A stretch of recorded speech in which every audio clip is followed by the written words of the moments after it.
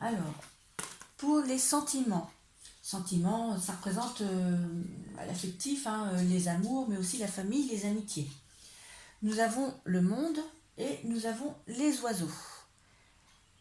Alors, la carte du monde. La carte du monde, c'est une carte qui est extrêmement positive d'un point de vue affectif. Avec cette carte, peu importe la situation que vous vivez, elle annonce un avenir sentimental radieux. On nous dit avec cette carte que les relations seront profondes, qu'elles seront empreintes d'honnêteté et de respect mutuel. On nous dit aussi que les échanges seront chaleureux et qu'il y aura comme une atmosphère de sérénité agréable qui régnera. Pour les célibataires, cette carte peut aussi annoncer une belle rencontre qui pourrait se produire lors d'un voyage ou peut-être avec une personne d'origine étrangère.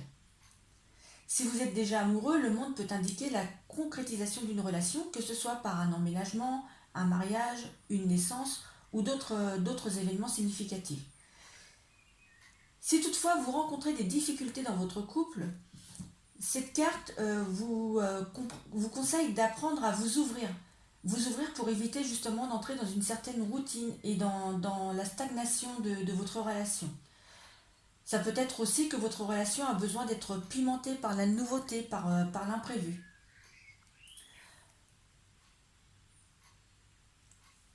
Pourquoi pas éventuellement faire un voyage en amoureux. Si vous avez des problèmes dans votre relation, un voyage en amoureux pourrait raviver les sentiments et vous être bénéfique. Avec les oiseaux, on nous parle de marques d'amitié, de tendresse, d'affection ou d'amour qui seront manifestés par des messages divers, par des appels téléphoniques ou des échanges chaleureux. Au niveau activité, nous avons la maison Dieu et nous avons le trèfle. Alors, au niveau des activités, donc profession, travail, études, les hobbies aussi, la carte La Maison Dieu, elle annonce un bouleversement majeur dans le domaine, généralement dans le domaine professionnel. Euh, donc ce changement, il peut prendre différentes formes, telles que de nouvelles responsabilités. C'est pas forcément négatif, ça peut prendre différentes formes, voilà, comme je vous disais, de nouvelles responsabilités, un nouveau projet, mais aussi un licenciement. Euh, Avec le trèfle, il est important de noter que ce changement, donc comme je vous le disais, n'est pas nécessairement négatif ou subi. La maison Dieu elle peut indiquer que vous avez secrètement souhaité cette nouveauté, même si vous vous en êtes pas encore rendu compte.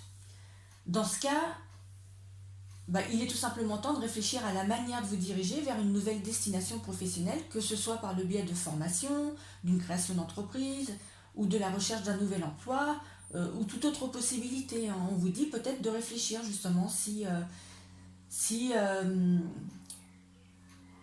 si vous vous sentez plus bien où vous êtes, tout simplement réfléchissez à où aller et comment y aller. La carte La Maison Dieu, c'est une carte qui nous parle de changements majeurs, généralement, mais avec le trèfle, une carte de changement majeur pour réaliser votre épanouissement professionnel. Si vous êtes à votre compte, ça peut aussi annoncer que vous allez modifier votre façon de travailler ou de prospecter, ou que vous allez rencontrer sur votre chemin des opportunités qui vous permettront de faire un grand pas en avant. Mais en résumé, cette association de cartes, elle annonce un bouleversement dans le domaine des activités, mais un changement qui peut être une opportunité pour vous de vous réaliser pleinement sur le plan professionnel en suivant vos aspirations. Au niveau du domaine matériel, l'argent, les projets, les acquis, vous avez sorti le jugement et vous avez sorti les chemins. Alors, on nous dit que cet été, vous allez probablement gérer habilement votre vie matérielle. Vous allez être réactif au changement et vous allez savoir prendre des décisions inspirées, parfois même, je dirais peut-être audacieuses, mais en tout cas bénéfiques. Avec cette association, la situation financière elle est globalement favorable et elle promet généralement de bonnes nouvelles. Euh, le jugement, c'est une carte qui peut apporter des imprévus favorables qui viennent même résoudre des situations difficiles, comme par exemple avec une rentrée d'argent inattendue.